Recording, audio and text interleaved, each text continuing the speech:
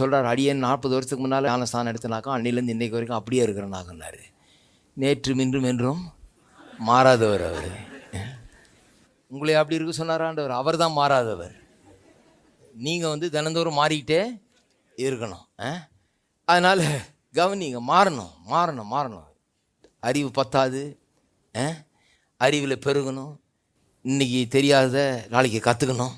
நானும் மாறிக்கிட்டே இருக்கேன், தினந்தோறும் மாறிக்கிட்டே இருக்கிறேன், தினந்தோறும் கற்றுக்கொண்டே வருகிறேன். தினந்தோறும் ஆவலோடு காரியங்களை நான் கற்றுக்கொள்ள. ஏதாவது விட்டுறோமான்னு எனக்கு பயமாக இருக்குது. அதனால் அவ்வளோ ஆர்வமாக தேடி தேடி கண்டுபிடிச்சி காரியங்களை நான் கற்றுக்கொள்ளுகிறேன். அப்படி தான் எல்லாம் கற்றுக்கொள்ள வேண்டும். அப்படி தான் வளர வேண்டும். ஆவிக்குரிய வளர்ச்சி. முன்னெல்லாம் பாருங்கள், எனக்கு சின்ன வயசில் இந்த பின்வாங்கி போகிறதே வேலை. பின்மாற்றம்னா அப்படி பின்மாற்றம் பாருங்கள். இன்றைக்கி ஒப்பு கொடுத்துருப்போம், அடுத்த நாள் பின்மாற்றம். அதுக்கு அடுத்த நாள் மீட்டிங்கில் போய் திருப்பியும் அழுது ஒப்பு கொடுக்குறது.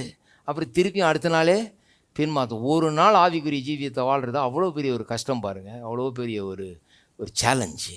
இன்றைக்கி அது ஒரு சேலஞ்சே கிடையாது பாருங்கள், ஆவிக்குரிய ஜீவியத்தை வாழ்கிறது. ஏன்னு சொன்னால் ஒவ்வொரு நாளும் ஆர்வத்தோடு இந்த காரியங்களை கற்றுக்கொள்ளுகிறேன்.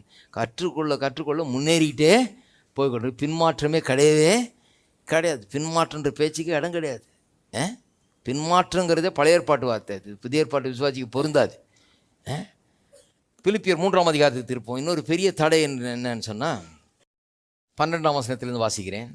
நான் அடைந்தாயிற்று அல்லது முற்றிலும் தேறினவனானேன் என்று எண்ணாமல் கிறிஸ்து இயேசுவினால் நான் எதற்காக பிடிப்பட்டேனோ அதை நான் பிடித்து கொள்ளும்படி ஆசையாய் தொடர்கிறேன்.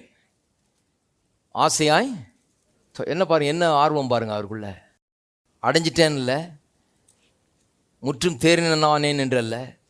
இந்த நேற்றும் இன்றும் என்று மாறாதவரை பற்றி சொன்னேன். ஒருத்தர் அவர் அடைஞ்சிட்டேன்றவர். அவர் முற்றும் தேறிட்டேன், அவ்வளோதான். 40 வருஷத்துக்கு மேலே ஞானஸ்தானம் எடுத்தோம்னா அவர் ஆவிக்குரிய ஜீவி அப்படியே எண்டுக்கு வந்துருச்சு, அவ்வளோதான். இதுக்கு மேலே ஒன்றும் கிடையாது. சில கொள்கைகளை பிடிச்சிக்கிட்டாரு, அவருடைய சபை உபதேசங்களை பிடிச்சிக்கிட்டாரு, அவ்வளோதான். இதுதான் அவருடைய இதுக்கு மேலே மாற்றமே கிடையாது. தேறினவனானேன், நான் அடைந்து விட்டேன் என்கிற எண்ணம், மேட்டிமேன் எண்ணம் பாருங்கள். ரொம்ப சேட் அது. இவர் சொல்கிறாரு, நான் அடைந்தவன் தேறினவன் கிடையாது.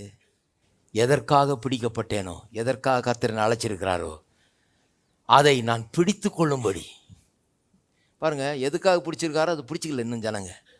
இவரே சொல்கிறாரு, அதை பிடித்து கொள்ளும்படினா இன்னும் நிறைய பிடிக்க வேண்டியது இருக்குது எனக்கு, இன்னும் நிறையா. அவர் செஞ்சிட்டார், அவர் வச்சிருக்கிறார். நான் அதை பிடிச்சு கொள்ளணும், நான் அதை பெற்றுக்கொள்ளணும், நான் அதை அடைய வேண்டும். அதற்காக நான் லக்கை நோக்கி தொடருகிறேன்றாரு. அதை ஆசையாய் தொடருகிறேன். எல்லாம் சொல்லுங்கள், ஆசையாய் தொடருகிறேன். இந்த வார்த்தைகள்லாம் அண்டர்லைன் பண்ணி வைங்க. ஆசையாய் தொடருகிறேன். ஆவிக்குரிய ஜீவனா தான். எதற்காக நீங்கள் பிடிக்கப்பட்டீர்களோ அதை பிடித்து கொள்ளும்படி